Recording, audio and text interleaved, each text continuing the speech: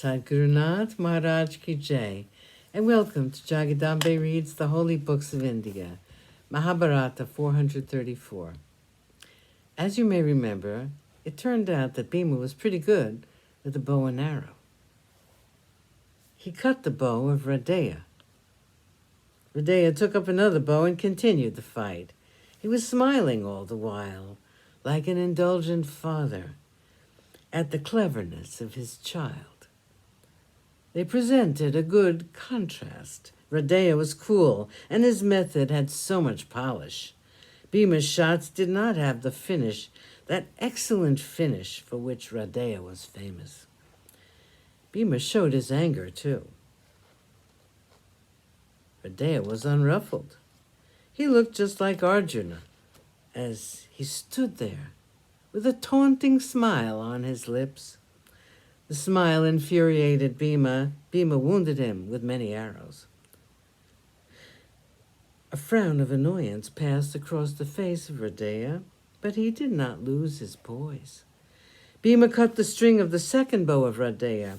His horses and his charioteer were wounded too, and Radeya jumped into the chariot of his son, Rishyasena. Bhima was very pleased with himself for having defeated Radeya.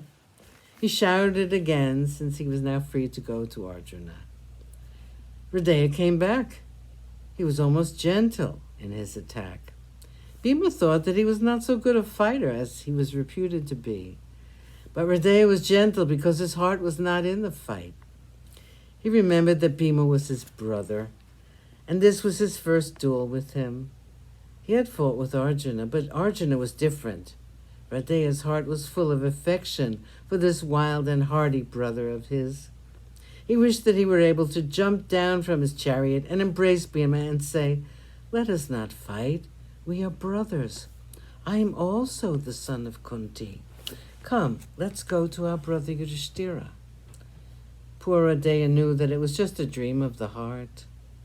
These feelings of love made him soft in his fight with Bhima. The fight became more impassioned. Radeya had no time to continue his reverie. He had to protect himself from this powerful Bhima. Again, Radeya lost his chariot, and Duryodhana sent Dushala to Radeya with a chariot. Radeya got into the chariot and began to fight. Bhima cut the head of Dushala. Radeya was beginning to get worried about Bhima. Duryodhana was watching the havoc caused in his army. He rushed to Drona, who was stationed at the opening of the Vyuha. His eyes were wild with desperate fear and anger against the Acharya. He said, "My lord, you had promised to us that you would not let anyone pass you. Now 3 of them have come to the very edge of your Vyuha. Arjuna, Satyaki, and Bhima have destroyed a very large portion of the army. The 3 of them are going to attack Jayadratha.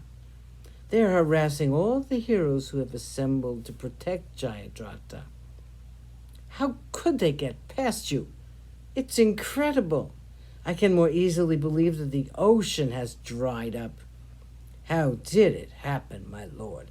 How could it happen?"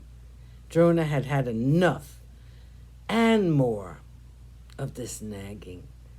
He had done his best, but the king was not pleased with the selfless devotion of his men.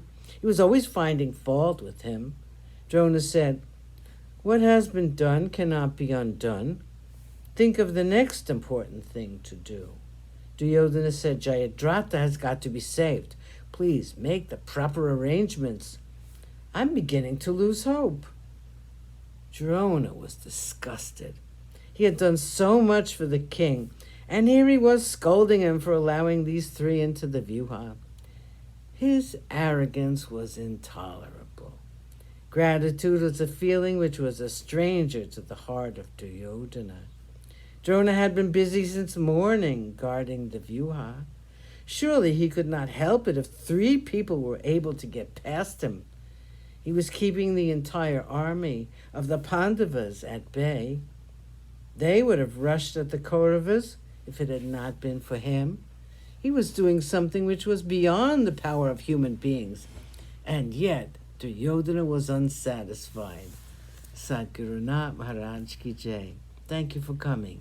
I hope you come again.